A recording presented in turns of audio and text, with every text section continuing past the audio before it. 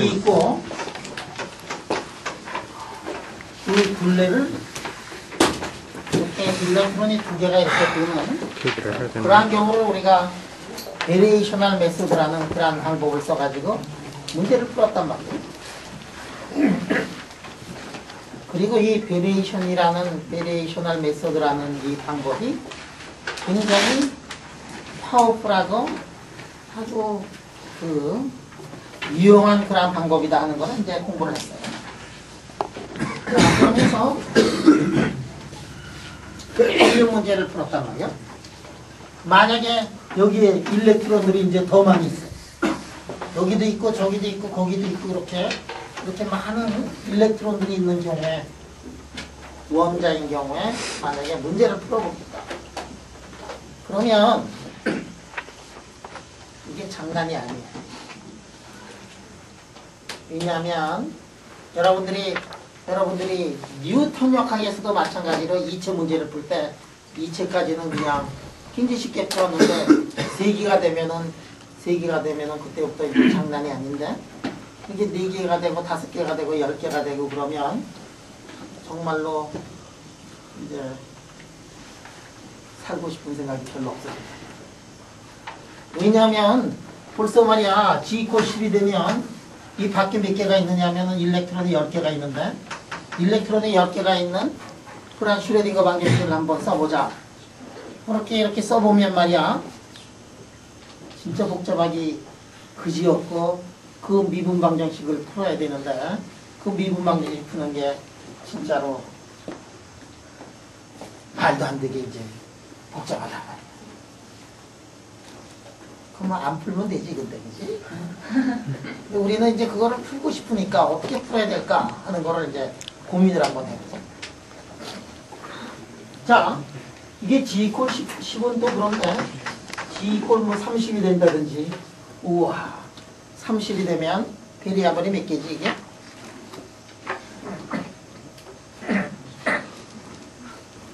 하나랑 디그리 오브 프리덤이 3개씩 아니야. 그러니까 30이면은 베리아블이 몇 개가 들어가냐면 90개가 들어가고 90개가 들어가는 미분 방정식을 풀어야 되는데 세상에 풀 사람 아무것도 없어요. 아무도 없어. 뭐 컴퓨터가 암만 발전해도 소용이 없어.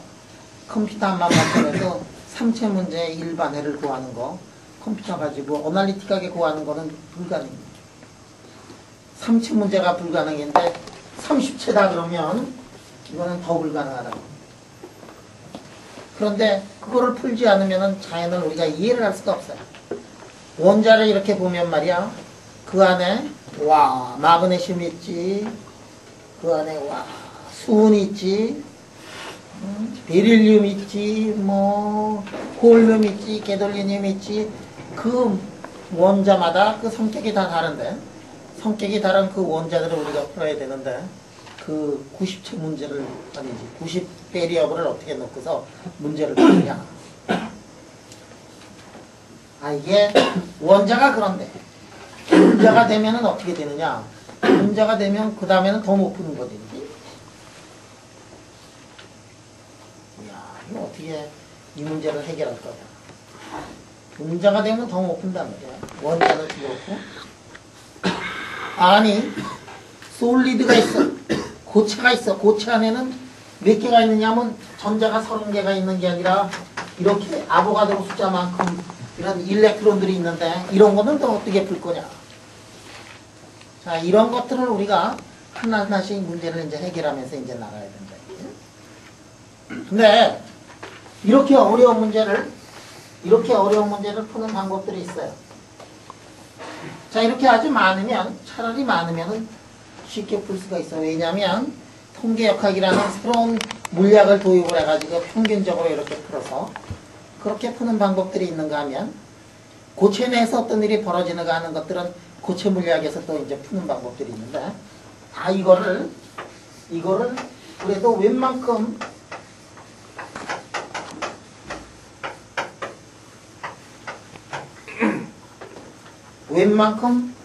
풀어내는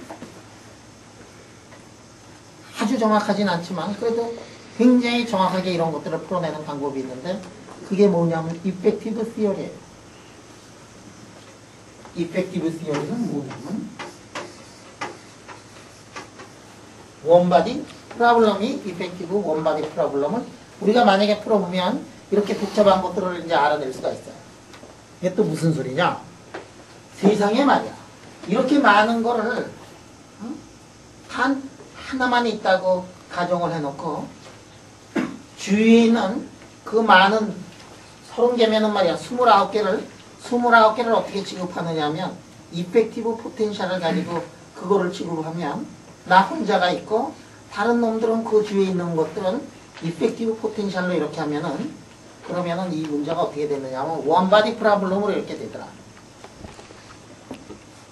그래서 고체 물리도 마찬가지고 다 마찬가지고 이렇게 이펙티브 원바디 프로블럼으로 만약에 만들 수가 있다면 다른 29개를 말이야 평균적인 포텐셜로 나한테 느껴지는 평균적인 포텐셜로 이렇게 만들어가지고 이펙티브 원바디 프로블럼으로 만약에 만들 수 있으면 이런 문제들을 우리가 풀어낼 수가 있고 자연을 우리가 이해를 할 수가 있고 왜 구리는 전기를 잘 통하고 왜 금은 비싼가 하는 것들을 우리가 알아낼 수 있다. 이렇게 이펙티브 원바디 프로블럼으로 만드는 것들이 이게 이제 테크닉인데 자 예를 들어 가지고 여기에 지금 일렉트론이 있어요. 지금 이 안에 10개고 만약에 G = 11이면은 11번째 일렉트론이 있다. 11번째 일렉트론을 우리가 11번째 일렉트론을 어떻게 취급을 할 거냐? 이렇게 취급을 하자 이게. 11번째 일렉트론을 이렇게 보면 그 안에서 지금 일렉트론들이 그냥 일렉트론의 이게 non-relativistic 하지만 돌아가는 속도가 일렉트론의 속도가 어느 정도가 되죠? 빛의 몇 분의 1 정도 되지? 100분의 1 정도가 되지? 빠른 거야? 나보다 빨라 그지? 나보다 빨리 가. 이런 것들이 이 안에서 막 클라우드가 그냥 돌고 있고 막 돌고 있고 그러면 밖에서 보면 말이야 이런 클라우드들이 어떻게 되어 있느냐 하면 평균 잡아서 이놈이 그냥 어디에 있는지 모르고 그냥 막 돌고 있으니까 다른 클라우드를 어떻게 잡느냐 하면 에버리지 세타 에버리지 하면 어디 있는지 방향이 모르고 P 에버리지 모르고 이 안에 있는 나머지 10개들의 포텐셜을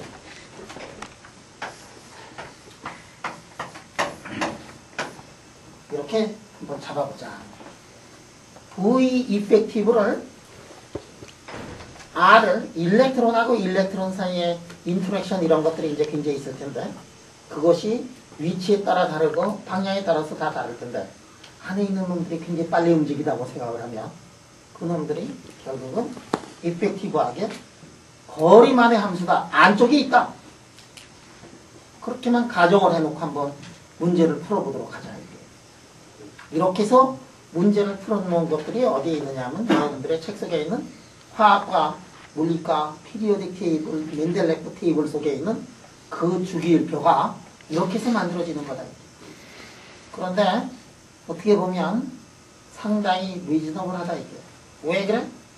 그 안에서 그렇게 빨리 돌고 있는 거는 결국 아웃사이드의 일렉트론에서 보면은 에버리지한 그런 포텐셜이 느껴질 거고 그 에버리지 포텐셜은 안쪽에 있기 때문에 R만의 함수고 세타나 B의 함수긴 하지만 그런 것들은 그렇게 중요하지 않다고 생각을 해가지고 해밀토니안을 쓰는데 자 H의 푸사이의 이 푸사인데 11번째 거의 일렉트론에 의하면 그 안에 있는 해밀토니안은 어떻게 되느냐 하면 11번째 일렉트론은 2n분의 H와 닿았음에다가 자기가 움직이니까 11번째 거가 움직이는데 어떻게 움직이느냐 11번째 작용하고 있는 거는 이렇게 생각을 할 수가 있지 않겠느냐 하는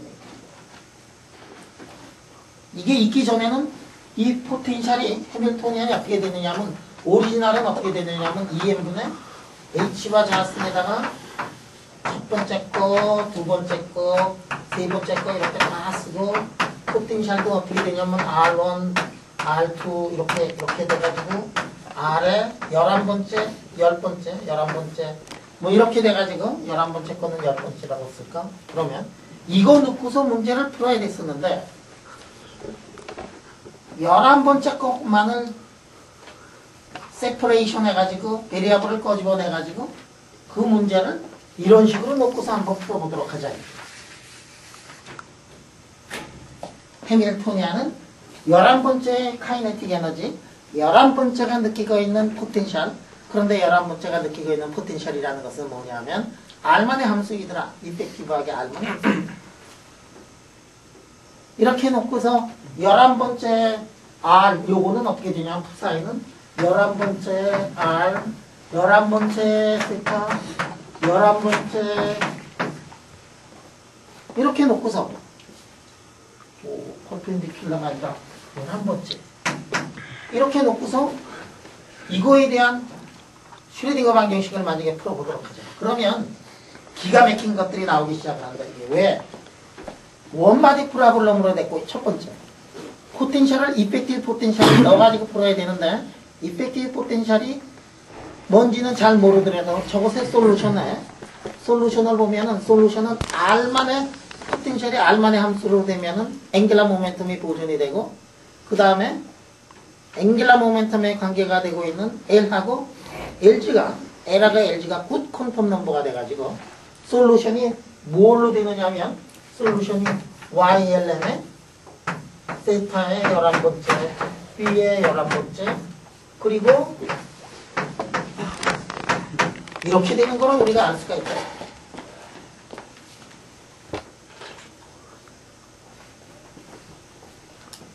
그렇지?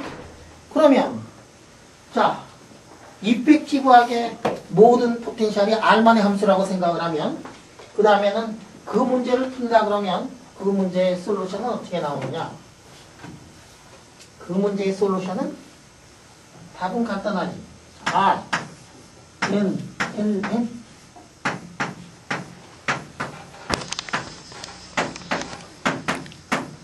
이게 솔루션이다.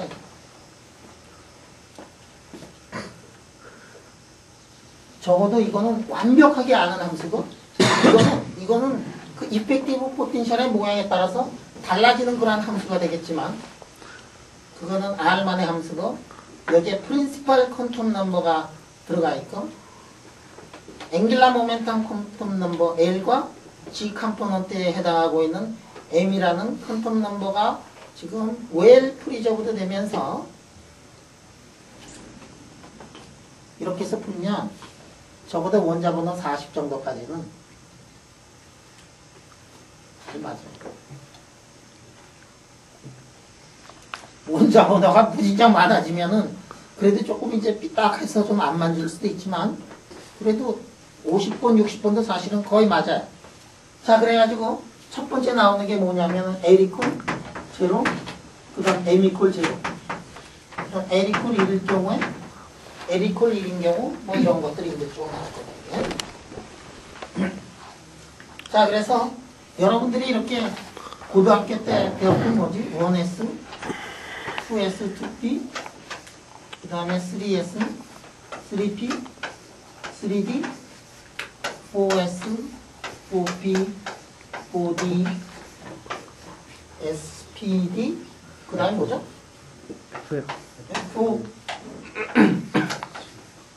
5P, 아이고 이게 너무 밑에다 썼네. 응?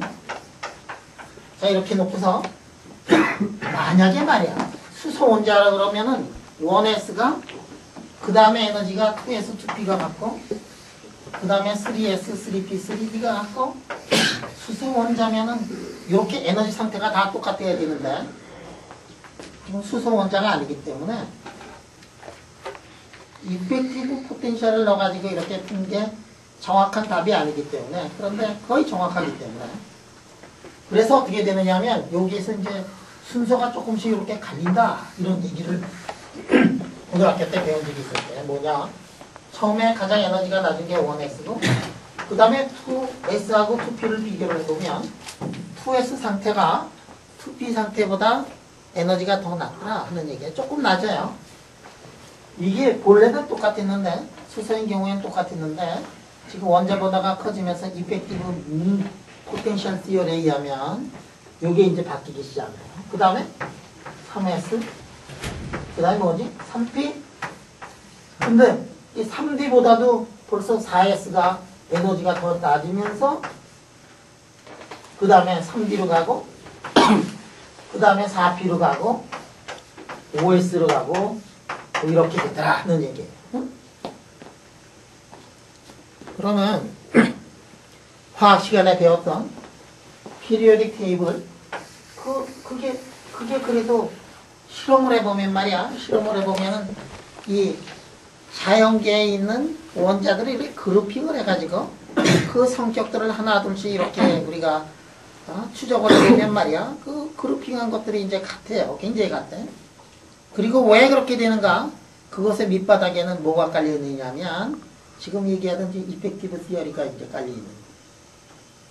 그게 만약에 맞지 않았다면은 여러분들 피리오딕 테이블에 나오는 듯이 그렇게 깨끗하고 예쁘고 그룹핑을 할 수 있는 우리가 이 원자를 발견하지 못했을 때 만약에 원자가 발견이 된다면 이러한 성격을 가지고 있습니다 하던 그런 예측 같은 것들 그런 것들이 잘 맞아 들어가고 그랬던 가장 큰 이유는 뭐냐면 지금 이펙티브 이론이 그래도 굉장히 리즈너블하고 좋은 이론이었기 때문에 그렇다. 이게 안 됐으면은 힘들었을 거야. 이렇게 해서 그래 테이블을 이렇게 그려놓고 말이야. 칼럼끼리 이렇게 갖고 말이지. 응? 그 성격이 굉장히 비슷하더라. 그 다음에 여기에 Na 같으면은 일렉트론이 하나 남아가지고 그놈이 하나가 떨어져 나가고 Cl 쪽에 있으면은 하나가 받아들일 태세가 있으니까 두 개가 잘 붙어가지고 HCl이라는 컴파운드가 나온다. 뭐 이런 것들이 다 어디에서 나오느냐면 이 이펙티브 시어리에서 나온다. 이게 없었으면 화학하는 사람은 굉장히 어려웠을 거예요. 이거를 보면 우리가 화학의 컴파운드가 어떤 컴파운드가 생겨날 거다 하는 거를 유추를 할 수가 있어요. 이거를 보면 원자들의 성질들을 우리가 알아낼 수가 있어요. 추측을 할 수가 있어요. 그래서 이 이펙티브 시어리가 굉장히 중요하고 요게 얘기했던 이러한 것들이 이른바 뭐냐면 이른바 쉘 모델이라는 거죠. 쉘 모델은 뭐냐면 쉘 모델이라는 건 뭐냐면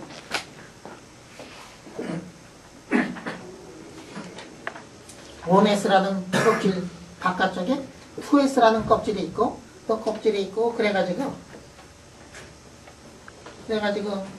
이 껍데기가 있는 게 조개 껍데기가 있는 거하고 마찬가지로 생각을 해서 이름은 쉘 모델이라고 했고 그런데 말이야 이 생각을 우리가 어디까지 더 생각의 영역을 넓힐 수 있느냐면 원자의 세계가 아니고 핵의 세계까지 이거를 더 넓힐 수가 있었다.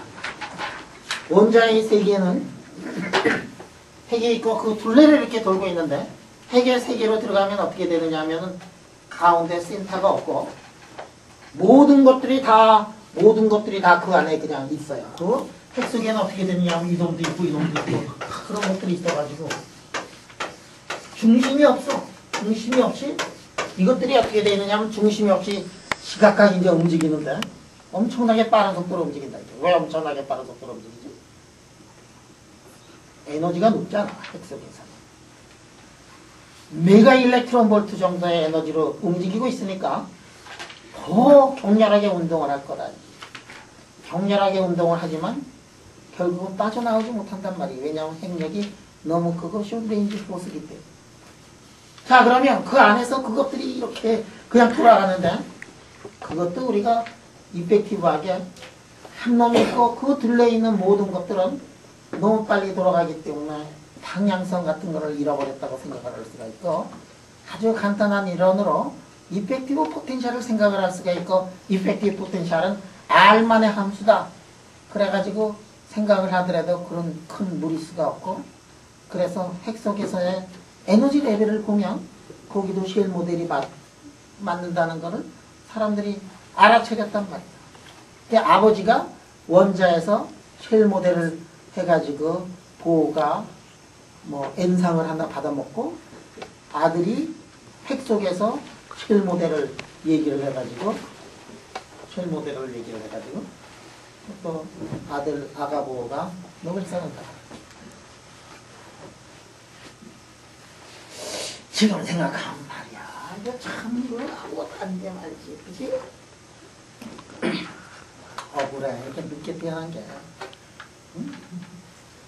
야, 이거 보고서 이게 피리오딕 테이블 나온 걸 보면 핵 속에서 어떻게 될까 이렇게 하면은 한 20분만 생각하면은 핵 속에서도 이펙티브한 포텐셜 이론을 우리가 넣을 수 있지 않을까?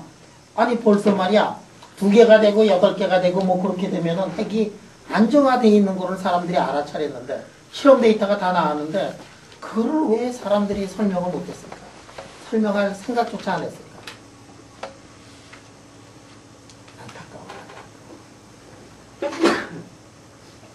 형태가 억울하지. 그때 태어났으면 말이지. 응? 그때 태어났으면 말이야. 응? 지금 좀 바싹 늙고 있을 때.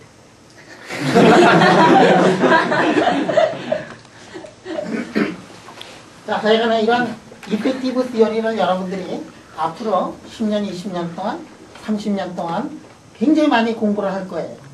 그래서 빨리 이펙티브 포텐셜의 모양을 추측을 해가지고 그거를 알아내는 사람은 이 자연의 성질들을 쉽게 이게 알아낼 수 있고 접근할 수 있을 거다. 자, 그럼 원자는 이제 그 정도로 하고 그게 여러분들 그 책에 나와 있는 그 정도니까 그러면 분자로 한번 돌아가 보자. 그래도 분자 조금은 이제 공부를 하고서 넘어가야 될 거다 이게. 분자를 보자. 그러면 이렇게 복잡한 원자도 쉽게 접근할 수 있는 방법이 있는데 그럼 분자는 어떻게 되어 있느냐? 분자, 예를 들어서 가장 간단한 분자를 이렇게 한번 보도록 하죠.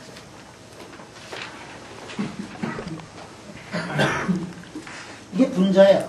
분자는 어떻게 되어 있느냐 하면 여기 지금 분자가 있으면 가장 간단한 분자는 여기 이렇게 있고 거기에 지금 핵이 있고 그 둘레를 뭐가 돌고 있느냐 하면 일렉트론이 지금 이렇게 돌고 있어요.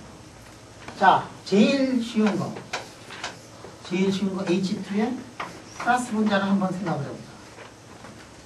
H2의 플러스 분자를 한번 생각해. 몇 바디 프로블럼이지 이게? 3바디 프로블럼. 자, 3바디 프로블럼이고 이 거리가 지금 R인데 이거 보면 세상 참 재미나 이게 플러스 전기를 띠고 있고 플러스 전기를 띠고 있고 마이너스 전기를 띠고 있는 놈이 이렇게 안정화가 돼 있을 수 있는 조건이 있느냐 하는 걸 한번 보도록 해요. 안정화 조건이라는 것은 뭐냐면 세 개가 그래도 똘똘 뭉쳐가지고 예, 칼로 아주 외부에서 충격을 가하지 않는 한 이놈이 스테이블한 그런 컨디션을 그런 모양새를 가지고 있는가 하는 걸 한번 보도록 하자. 생각을 해보니까 이게 마이너스하고 플러스가 있다. 그럼 우리 아는 게 뭐냐 하면 이게 전하를 가지고 있는데 같은 전하를 가지고 있으면 서로 밀치고 다른 전하를 가지고 있으면 서로 잡아다니는 그런 현상이에요. 그것만 가지고서 이게 안정화 조건을 지금 찾아야 된다. 이놈이 플러스하고 플러스가 밀고 있으니까 결국은 플러스는 미니까 안정화 조건이 뭐냐 하면은 결국은 스테이블하게 되는 건 둘이 떨어져 있을 때 스테이블하고.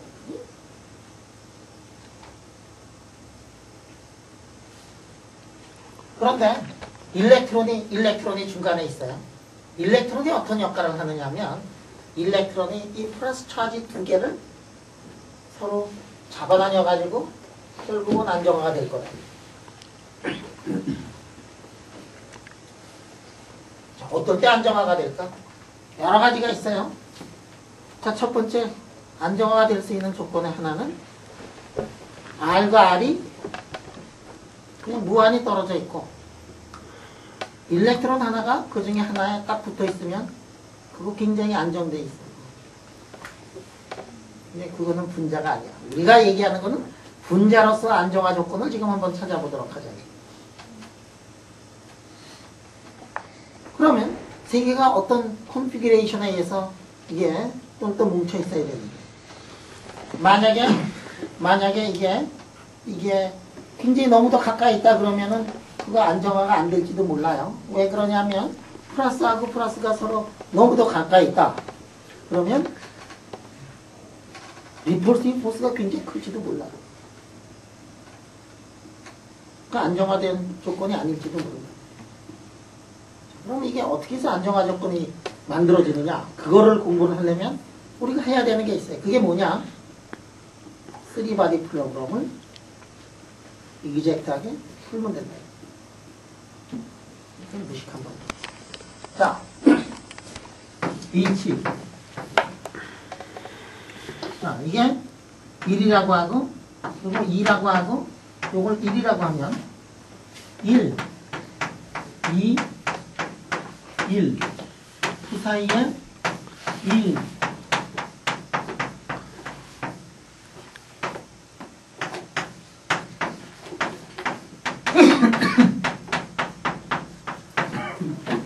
이 문제를 지금 우리가 풀어야겠다.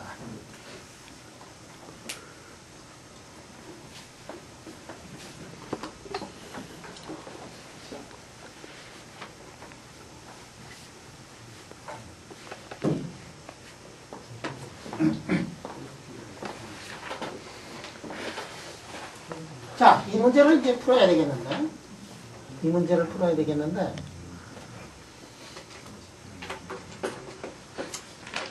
베리어블이 벌써 몇 개냐? 벌써 9개가 들어가요. 고민이 많어. 이거는 이펙티브하게 풀지 말고 한번 진짜 한번 풀어보자 이게. 그래서 이제 이런데 꾀가 필요한 거야. 작전이 필요한 거야. 작전을 필요한데 그 작전이 어떻게 되느냐? 이놈의 일렉트론은 말이야. 일렉트론은 한 군데 있을 수가 없어. 일렉트론은 한 군데 있을 수 없어. 왜? 일렉트론이 한 군데 딱 있을 수가 없지? 언서텐티 프린시플에 해가지고 한 군데 있을 수가 없어. 일렉트론은 어느 정도 사이즈를 가지고 있어야 돼요. 클라우드를 형성하면서 원자인 경우에는 그게 어느 정도가 됐었느냐 하면 앵스트롬 정도의 사이즈를 가지고서 이게 언서텐티 프린시플에 해가지고 웨이브이기 때문에 한 군데 있을 수가 없다. 그러니까 일렉트론으로 막 그냥 이제 돌아다니고, 응? 그 솔루션이 이제 이 속에 다 있는 거지. 이 속에 다 있는 거지. 그런데 라지 1하고 라지 2는 어떻게 되느냐? 이놈들은 핵이야. 핵은 무거워요. 일렉트론에 비해. 물론 이것들도 이제 움직일 텐데 이것들의 움직임은 일렉트론의 움직임에 비해 가지고 굉장히 천천히 갈 거다. 그러면 베리어블이 뭐가 있느냐 하면 R에 1이 있고 R에 2가 있고 R에 1이 있고 이 세 개의 베리어블이 있는데 이 세 개의 베리어블이 있는데 이게 라지 R하고 라지 R은 스몰 R에 비해 가지고 모션이 굉장히 슬렁하다.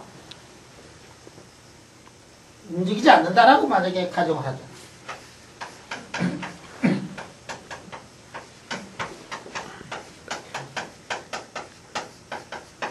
만약에 움직이지 않는다고 가정을 하면 풀 필요가 없어요.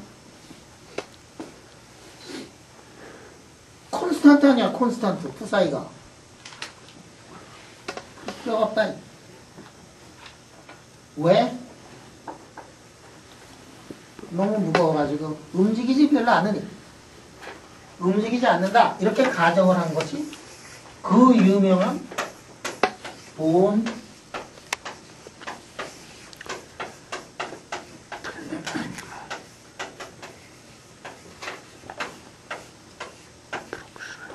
오펜하이머 어프록시메이션이라는 거다. 본 오펜하이머 어프록시메이션에 의하면 뉴클리어스의 움직임은 일렉트론의 움직임보다도 너무 더 느려서 뉴클리어스의 웨이브 함수를 콘스탄트로 놓고서 콘스탄트로 놓고서 일렉트론의 웨이브 함수만 한번 풀어보도록 하자. 하는 게 뭐냐면 본 오펜하이머 어프록시메이션이라 했죠. 그러면 베리아블이 9개가 있던 베리아블이 6개가 갑자기 사라지면서 베리아블이 하나밖에 안 들어가 있는 그런 문제로 되고, 그 문제를 한번 우리가 문제를 풀어보면, 그러면 분자에 관해서 가장 간단한 분자에 대해서 우리가 어느 정도 인포메이션들을 얻어낼 수 있을 거다 하는 얘기예요. 자, 오늘은 본 오펜하이머 어프록시메이션에 의한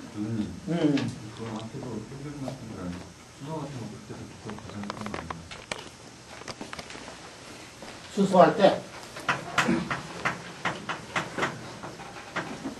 때도 이렇게 해가지고 이렇게 했는데, 수소할 때도 가정인 건데 뭐 갑자기 수소할 때는 이름을 안 붙이다가 헬륨할 때는 말이야, 아니지, 수소 원자를 할 때는 안 붙이다가 수소 원자 할 때 이거 움직이지 않고 돈다 뭐 이래가지고 다 푼 다음에 맨 마지막에 뭐 이펙티브 매스 이런 거로 바꿔놓고서 이제 했어요. 그거 할 때는 그 이름 안 붙이고 말이지, 핵이 중간에 딱 버티고 있고 일렉트론이 돌고 있다고 했다가, 요거를 할 때는 똑같이 움직이지 않다고 해놓고서 똑같이 문제를 풀면서 왜 얘네들은 거기다가 지 이름 붙였느냐? 여기다 이름 안 붙이고, 야 찬스다, 야 여기 아직 이름 안 붙였는데 이름 붙여줄까? 무슨 어프록시메이션?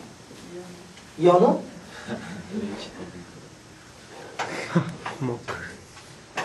그래. 자, YW 어프록시메이션 찬스 이야기 아무도 안 붙였으니까 지금 붙이자. YW 어프록시메이션을 됐지 이제 그럼.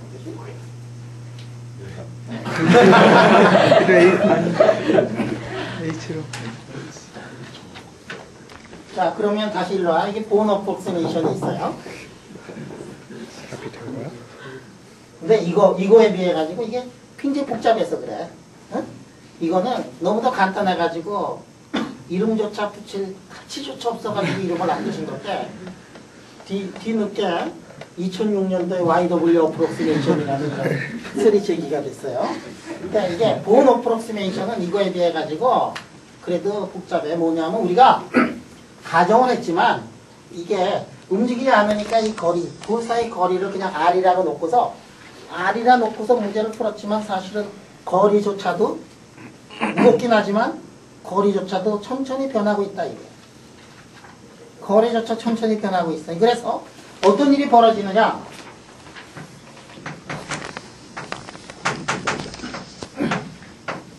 이 거리가 변해요. 이게 두 개가 이렇게 변해. 그 변하는 거는 무엇하고 마찬가지가 되느냐 하면, 스프링이 달려가지고 두 개가 이렇게 변하는, 여기에 뭐가 있느냐 하면 이른바 바이브레이션 모드가 있어요.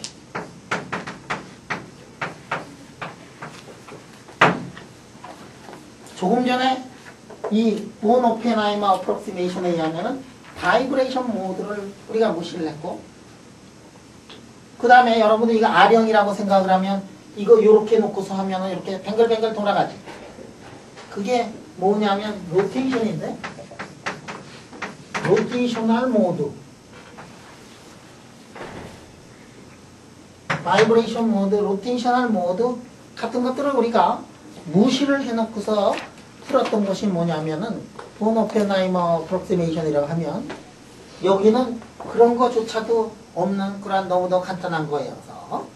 센터 오브 매스가 그냥 콘스탄트 모션으로 움직이는 거 이외에는 아무런 그런 새로운 피직스가 그 속에 들어가 있지 않아가지고, 그래서 사람들이 거기다 이름을 안 붙인 거예요. 별로 이름을 붙일 만한 가치가 없다고 생각을 해가지고, 지금이라도 붙여도 돼.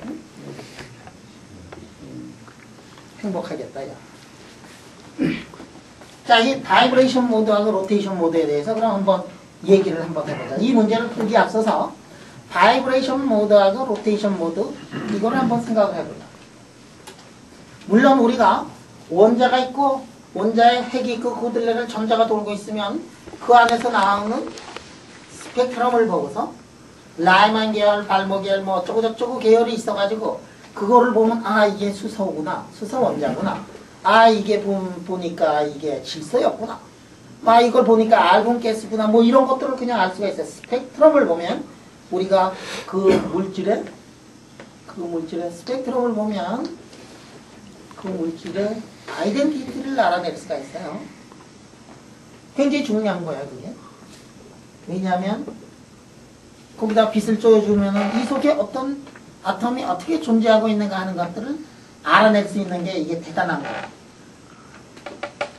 그래서 그거를 뭐라 그러느냐 하면 여러분들한테 얘기를 했지만 그게 스펙트로스코피라는 게, 스펙트로스코피가 스펙트럼을 보고서 원자들을 알아내는 것을 스펙트로스코피라고 하는데, 그러니까 처음에는 비지블 라이트에서 스펙트로스코피를 보고 울트라바이올렛에서 보고 그거보다도 더 많은 정보를 가지고 있는 게 인프라레드구나. 그래서 인프라레드 스펙트로스코피, 그런데 엑스레이도 이게 만만치 않게 좋은 거구나. 그래서 엑스레이 스펙트로스코피, 감마레이 스펙트로스코피, 마이크로웨이브 스펙트로스코피, 그런 스펙트로스코피가 끝없이 나오는데 빛을 가지고 파장, 가시광선 영역을 저쪽으로 넘어서서 커지거나 작아지거나 그래서 스펙트로스코피를 붙이다가 사람들이 아예 질량 무거운 놈이냐 가벼운 놈이냐, 그래서 날려보내가지고 무거운 놈은 천천히 가고 가벼운 거는 빨리 가는 그런 기계 만들어가지고 다 칼로 다 쪼개가지고 원자 만들어가지고 샥 날려요. 그래가지고 매스를 가지고 그 물질이 무엇인가를 알아내는 그런 거에 스펙트로스코피라는 이름을 붙였어. 도대체 질량에서 빛이 나오냐? 아니지, 빛이 나오면은 그래서 이제 물질의 종류를 알아내는 게 스펙트로스코피인데, 그냥 물질의 종류만 알아내면은 다 스펙트로스코피라는 거를 이름을 붙여서 매스 스펙트로스코피, NMR 스펙트로스코피, 모든 것에 스펙트로스코피를 다 붙여요. 그러면 무식할 때는 참, 나도 옛날에 무식할 때 고민이 많았어. 왜 이게 스펙트로 이거를 왜 붙였을까? 거기서 과연 질량에서 무슨 빛이 나오느냐, 날아갈 때 빛이 나오느냐, 뭐 그런 거냐, 이런 고민을 많이 했는데, 그게 사실은 인프라레드 스펙트로스코피, 그런 스펙트로스코피에서 나왔던 그 개념을 가지고서 무조건 물질의 종류를 알아내는 거는 스펙트럼, 빛이라는 거를 붙여가지고 만들어낸 스펙트로스코피라는 단어를 거기다가 이제 넣어가지고 한다. 러더포드 백 스캐터링을 이용을 해가지고 러더포드 백 스캐터링 스펙트로스코피, 뭐 그래가지고 스펙트로스코피를 아무데나 이제는 다 붙이는 그 세상이 됐어요. 그런데 저기에서 바이브레이션 모드, 그렇지 않으면은 로테이션 모드, 이것 또한 스펙트로스코피에서 엄청나게 중요한 역할을 하고 있는 거를 사람들이 이제 알아냈어요. 왜?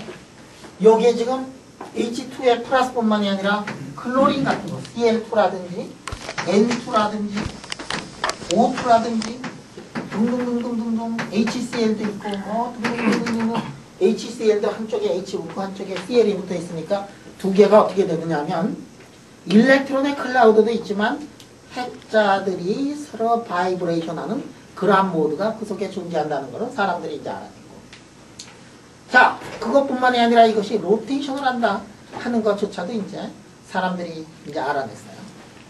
그리고 거기에 바이브레이션이 있으면 여러분들 하모니 오실레이터 풀어봐서 알겠지만 에너지 스펙트럼이 어떻게 되어 있느냐 하면 디스크리트하게 나와있지 컨티뉴어스하지 않다. 그러니까 이 바이브레이셔널 모드가 어떻게 되어 있느냐 하면 에너지가 스펙트럼이 이렇게 되어 있다. 이런 것들을 사람들이 알아냈어요.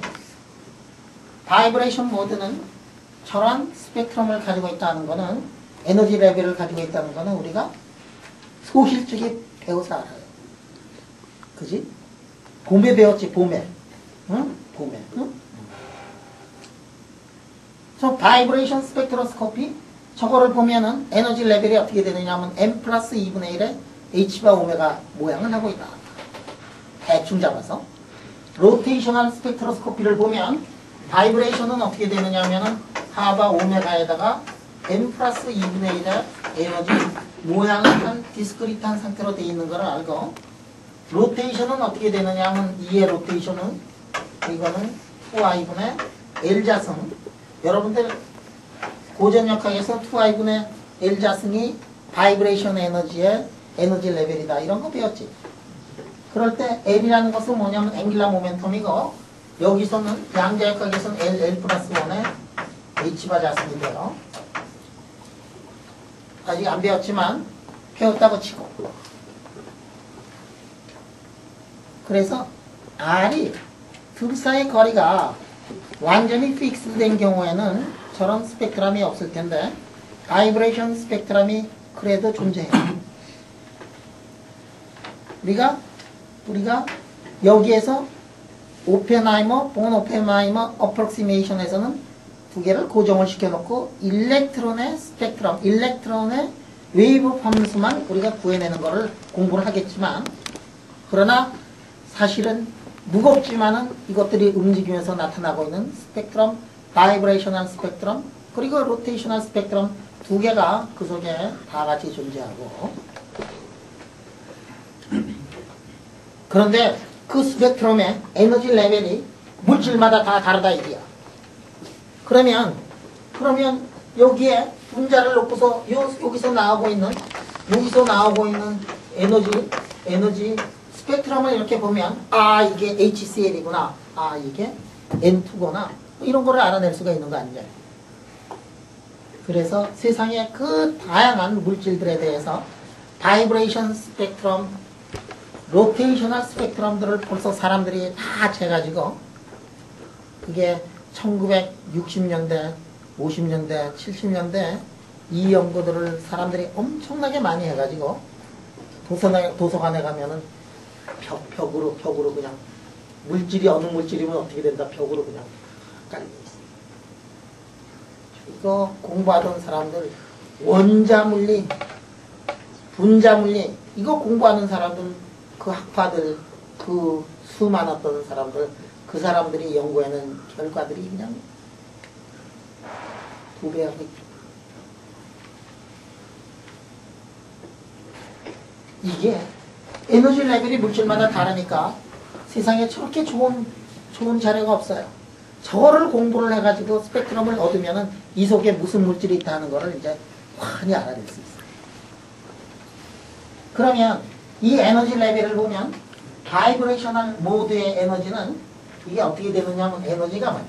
이게 에너지 레벨이 이게 대개 어느 정도로 되느냐 하면은 라지 n분의 m에다가 일렉트론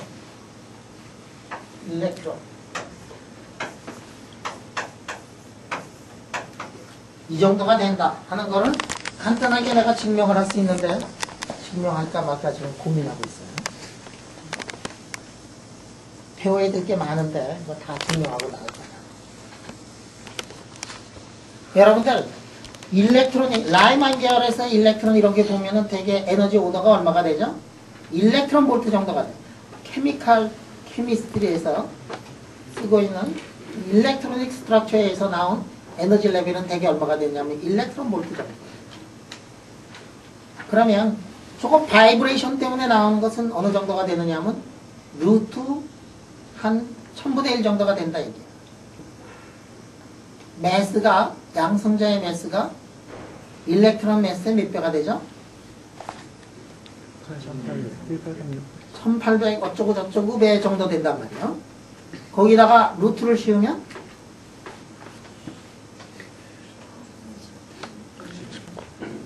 얼마? 2000호에다가 루트를 씌우면 1600이 40이니까 뭐 한 40분의 1, 50분의 1, 뭐 80분의 1, 뭐 이 정도. 이 스펙트럼에 비해 가지고 그 정도로 작은 그런 에너지 레벨이 있어요. 그러면 그 에너지 레벨을 만약에 그리면 어떻게 되느냐 하면 일렉트로닉 스트럭처가 일렉트로닉 스트럭처가 이렇게 에너지 레벨이 있으면 거기에 뒷꼬리만큼 이러한 스펙트럼이 더 붙어 있더라 이게. 그 붙어 있는 게 뭐냐면 바이브레이셔널 스펙트로스코피다 이게. 그리고 로테이션은 어떻게 되어 있느냐?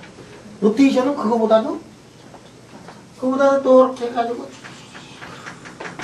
이렇게 붙어 있는 게 로테이셔널 스펙트로스코피. 그런데 우리가 에너지 레벨을 이렇게 센 거를 하지 않고 요만한 거를 해가지고 쪼개져가지고 여기서 나오는 트랜지션 같은 것들을 보면 바이브레이션 스펙트로스코피에서 이 물질이 어떤 상태로 되어 있는가를 알아낼 수가 있고, 그거보다 에너지 더 작은 거로 해주면은 로테이셔널 스펙트로스코피 같은 것들을 우리가 간단하게 알아낼 수가 있다. 바이브레이션이랑 로테이션 팩트 간의 그런 에너지에 의한 것 같은데 전자 질량은 어떤 식으로 해서 나오는 건가요? 전자 질량? 시계 저런 전자 질량 들어가는데 어떻게 풀다가 지금 아주 멋있는 얘기를 했어요. 이게 지금 바이브레이션 이걸 얘기를 할 때는 핵만 놓고서 얘기를 하다 했는데 갑자기 저기에 들어간 게 뭐냐면 핵하고 일렉트론하고 같이 들어갔다 이게. 응? 에너지 레벨을 얘기를 하다 보니까 핵 얘기를 하는데 갑자기 일렉트론이 왜 들어갔느냐. 그 다음에 이 로테이션도 핵 두 개가 있고 그거가 이렇게 돼가지고 이렇게 돌아가던데 말이지. 핵이 돌아가는데 왜 갑자기 일렉트론의 매스를 거기다 갑자기 왜 넣느냐. 이게 질문이야. 그치? 기가 막힌 질문이야. 그리고 이 경제가 그거를 한번 대답해 보기로 한 거야.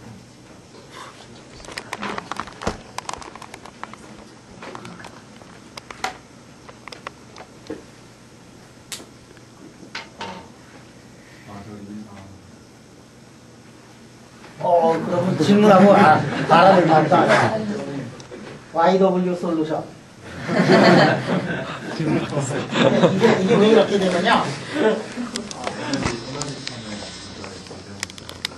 에너지톰에 전자가 관련이 있을 것 같다. 그 에너지톰에 전자가 들어가 있어. 왜 그러냐면 우리가 푸는 게 무슨 방정식이냐면 이 방정식을 푸는 거거든. 지금 일렉트론하고 핵이 서로 카플링이 돼 있어요. 지금 이게 클라우드가 지금 핵이 있고 이렇게 있으면 클라우드가 주변에 뭐가 있느냐면 일렉트론이 그 주변을 이렇게 싸고 있거든. 그러면 이놈이 이렇게 움직일 때 어떻게 되느냐면 주위에는 일렉트론들을 같이 끌고 오기 때문에 그렇기 때문에 두 개가 같이 들어갈 수밖에 없어. 이게 지금 1하고 2하고 1하고 이게 완전히 세퍼레이션이 돼가지고 들어가 있는 게 아니라 그것들이 한꺼번에 다 들어가 있는데 우리가 지금 어프록시메이션을 하기를 뭐라고 했느냐면 그 사이에다가 이게 1하고 2가 들어가 있는 거에다가 그 다음에 일렉트론하고 이렇게 완전히 세퍼레이션을 해가지고 문제를 푸는 거를 뭐라 그러냐면 본 오펜하이머 어프록시메이션이라고 하는데, 그런데 사실은 그게 움직이고 있기 때문에 바이브레이션 모드, 로테이션 모드도 우리가 생각을 해줘야 되겠다 하는 게 내 얘기였고, 완전한 어프록시메이션에 의해 가지고 움직이지 않는다고 생각을 하면 일렉트론만 풀면 되는 건데 사실은 완전히 일렉트론하고 핵하고 두 개가 세퍼레이션이 돼가지고 일어나는 현상이 아니더라 하는 얘기예요.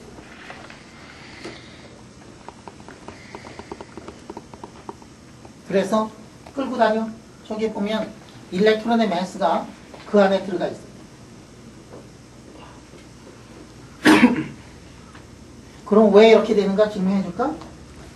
M over M 루트 M over M 왜 이렇게 되는 거 질문해 줄까 말까? 아니 애들이 시험 잘 봤는데 이런 거 다 할 줄 알 거야. 그러니까. 그래, 먹어도.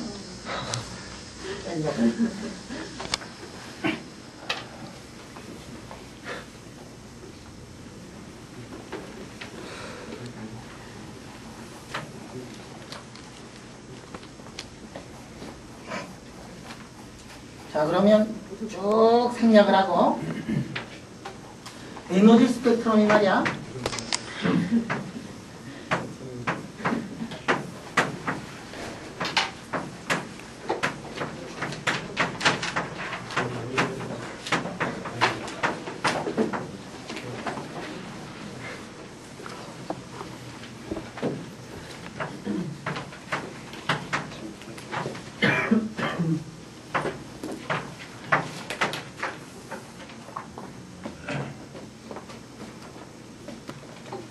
물론 중간 과정에 여기에서부터 뚜뚜뚜뚜뚜뚜뚜 해가지고 여기까지 이제 가야 되는데 중간을 좀 잘라 먹고서 이제 이렇게 했어요.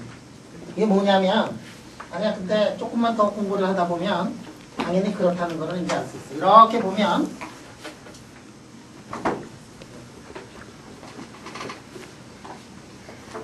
여기다 보면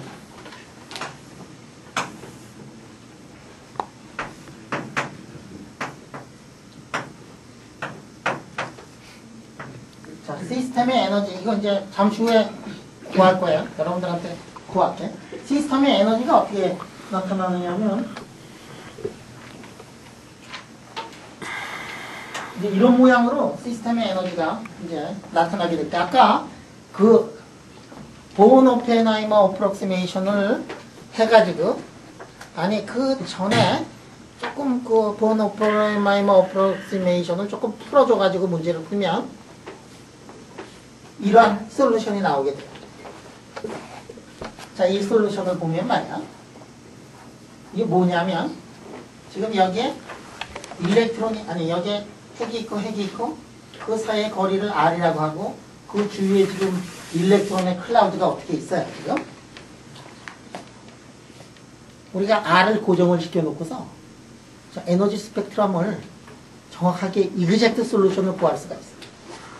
왜냐하면 R이 고정이 되어 있기 때문에 저거는 원바디 프로블럼이 되는 거고 원바디 프로블럼은 우리가 정확하게 풀어낼 수가 있는데 좀 복잡해서 그렇지 저거를 정확하게 풀어낼 수가 있고 우리가 베리에이셔널 메소드를 가지고서 에너지를 이제 구할 거예요. 이그젝트 솔루션은 아니지만 베리에이셔널 메소드를 가지고서 이제 풀어내면 어떤 모양이 나오느냐 하면은 두 가지 솔루션이 나오는데 한 가지 솔루션은 이렇게 돼가지고 언스테이블한 솔루션이 나오고 하나는 이런 솔루션이 나오게 된다 이게. 뭐냐면 둘 사이 거리를 R이라 그러면 R이 어떤 점에서 R이 어떤 점 R라는 점에서 R이 R라는 점에서 이퀄리브리움 포인트를 이루고 그러면 그거보다도 R이 더 커지려고 그러면 요 사이의 거리가 더 커지려고 그러면 그럼 에너지가 높은 상태로 가니까 못 가고 작아지려고 그러면 에너지 상태가 높은 상태로 되니까 안 되고 중간에 적당한 곳이 있어가지고 적당한 곳에서 이퀄리브리움 포인트를 이룬다 하는 얘기. 왜 그렇게 되느냐? 꼭 풀 거야. 걱정하지 마. 금방 풀 거야. 자, 풀었다고 치고 왜냐하면 이 질문이 나왔으니까.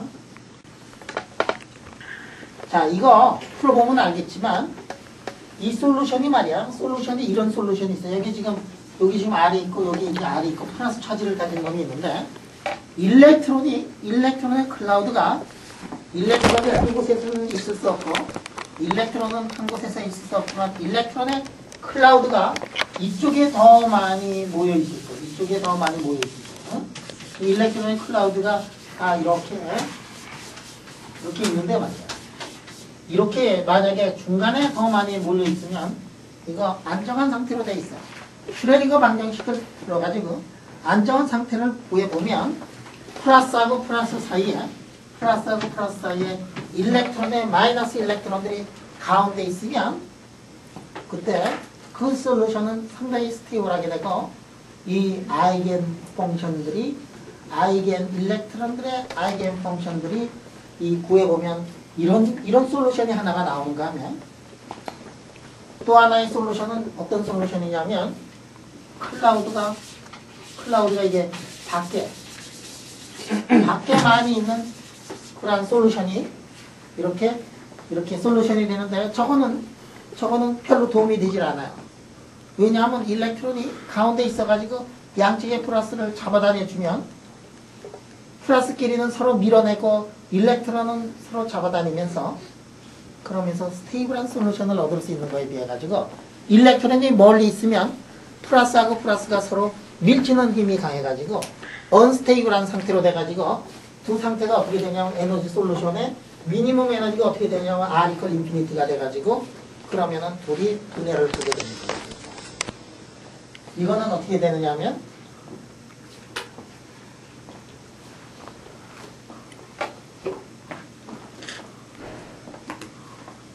이거는 스테이블 스테이블한 솔루션을 이렇게 가지게 된다. 가운데 있으면 스테이블한 솔루션을 가지게 된다. 여러분들 어디서 그런 거를 배우느냐 하면 과학 시간에 대학교 1학년 들어가면은 이게 뭐 HH 이렇게 써놓고 HH 써놓고 말이야. 써놓고서 여기에 있는데 여기에 이렇게 돼가지고 스피드 이렇게 있으면 뭐 이렇게 있으면 이렇게 되더라. 뭐 이런 거 공부한 적이 있을 거야. 대학교 1학년 때 이거 공부하는데 왜 그렇게 되는지는 모르고 그냥 그때 외웠는데 이게 뭐냐면 두 개의 솔루션이 있어요. 하나는 에너지가 높은 솔루션이 있고 하나는 에너지가 낮은 솔루션이 있는데 낮은 솔루션은 어떻게 되냐면 2 플러스를 잡아다니는 그런 어트랙티브한 그런 포스가 작용하고 있는 그런 경우는 에너지가 낮아가지고 이 경우가 어떤 경우냐면 이 경우가 되고 이런 경우를 뭐라고 얘기를 하느냐면 본딩이라고 하고 요거를 엔티본딩이라고 하거든.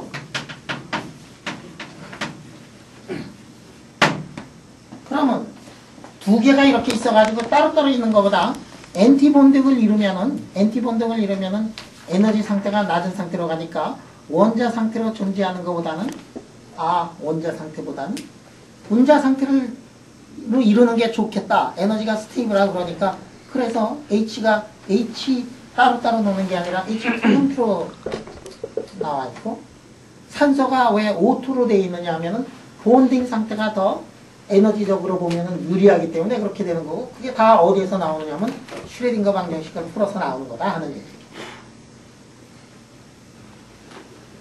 그러면 본딩을 이루는 경우하고 엔티본딩을 이루는 경우를 보면 엔티본딩은 에너지가 높으니까 그렇게는 죽어도 있으려고 하지 않을 거다. 그런데 산소라든지 뭐 이런 게 되면은 이게 여러 개가 있어가지고 이놈이 이렇게 되면 여기에 지금 그래도 엔티본딩이 이쪽보다는 에너지가 낮으니까 본딩, 엔티본딩, 뭐 본딩, 엔티본딩 해가지고 이렇게 해가지고 이렇게 올라가는 거 이거 공부한 적이 있을 거예요. 언제 공부했느냐 하면 그거 대학교 1학년 때도 공부하고 고등학교 때도 공부했을 거야. 아마 고등학교 때 이거 이렇게 하지 않았니?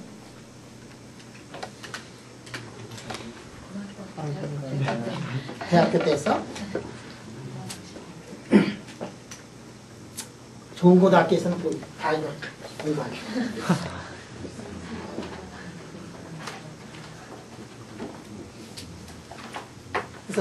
그래서 고등학교 때 말이야 주양자수 뭐 방위양자수 뭐 자기양자수 이런 거 다 배웠지. 나는 그거 가르쳐주는 고등학교 나쁜 고등학교인 것 같아. 나는 주양자수 방위양자수 그거 고등학교 때 배우면서 화학에 대한 흥미를 다 잃어버렸어.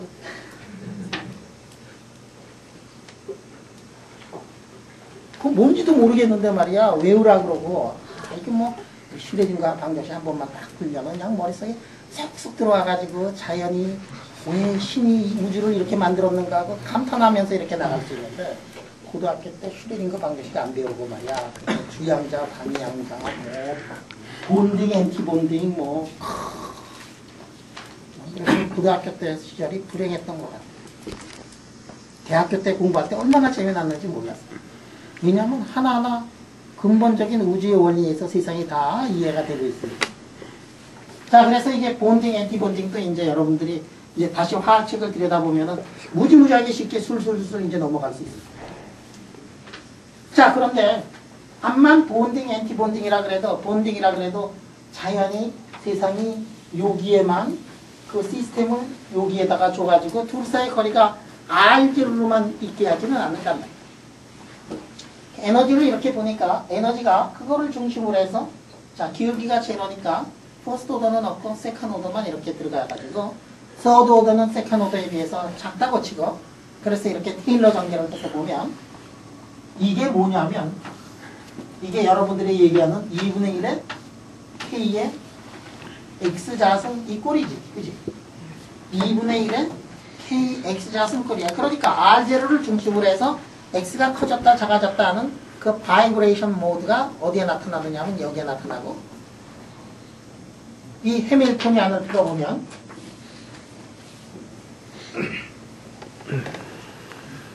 이 해밀토니안을 풀어보면 해밀토니안이 뭐하고 똑같으냐면 상수에다가 2분의 1 kx 자승의 그 모양하고 완전히 동일한 모양을 했더라는 얘기예요.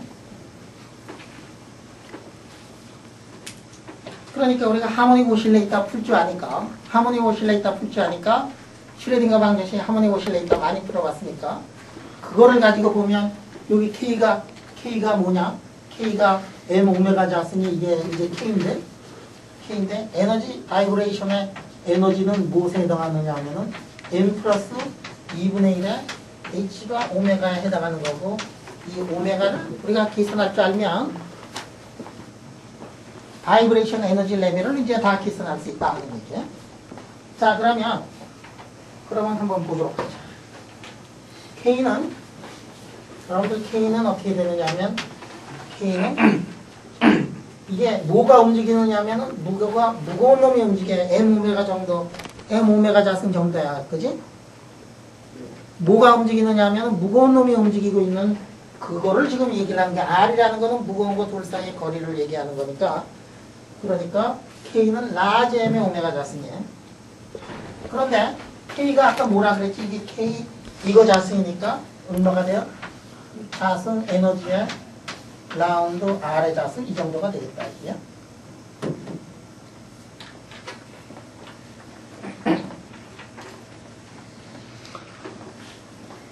자, 그러면 이 에너지는 여기에 나오는 이 에너지는 어디에 무엇의 에너지냐면 토탈 웨이브 함수의 에너지예요. 토탈 웨이브 함수의 에너지이기 때문에 이게 대개 어느 정도 오도를 갖느냐면 에너지라는 것에 오도를 갖는 거는 이거는 얼마가 되느냐면은 2m분의 a분의 h의 자승 정도의 에너지를 이렇게 가지고 있어요. 여러분들 이게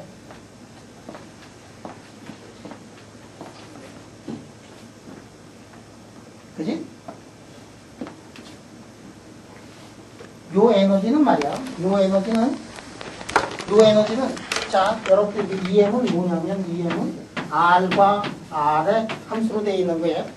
만약에 R이 변하면은 이렇게 되는 거지만 토탈 EM은 어떻게 되느냐면 토탈 EM은 R과 R이 같이 들어가 있는 그런 거고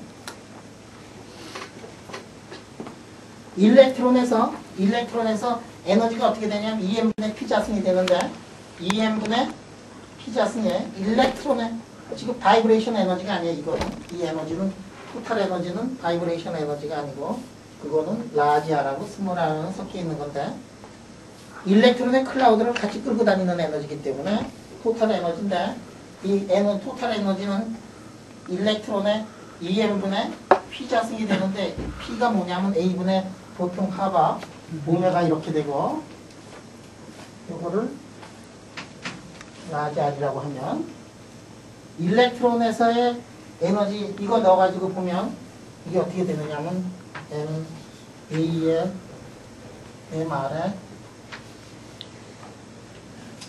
R도 괜찮고 R에 지금 4승분의 H가 작성이 되고 그래서 이거를 다시 보면 오메가가 어떻게 되느냐면은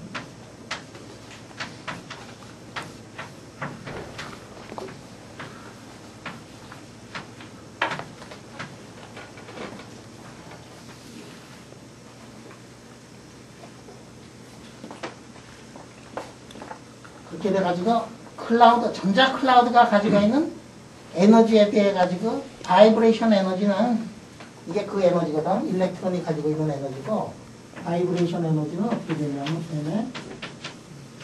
2분의 1에다가 일렉트론의 클라우드가 가지고 있는 에너지에 비해 가지고 바이브레이션 에너지는 한 50분의 1밖에 안 된다. 그 얘기를 우리가 증명할 수가 있어요. 그렇듯하지.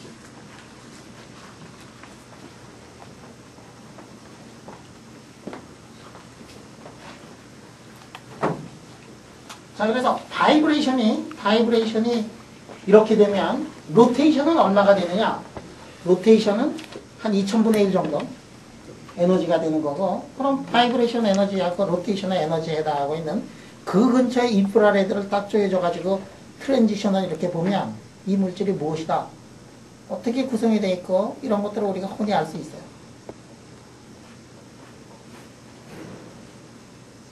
그래, 이게 원자 물리학에, 아니 분자 물리학에 근간을 잃었던 1950년대, 60년대, 70년대는 그 많은 사람들이 원자 물리, 분자 물리를 공부했는데 그 사람들이 이거를 공부를 했어요. 이거 하다가 그런데 이거 하다가 이제 실망이 굉장히 컸어. 왜 실망이 컸느냐 하면 이거를 공부를 할 때 인프라레드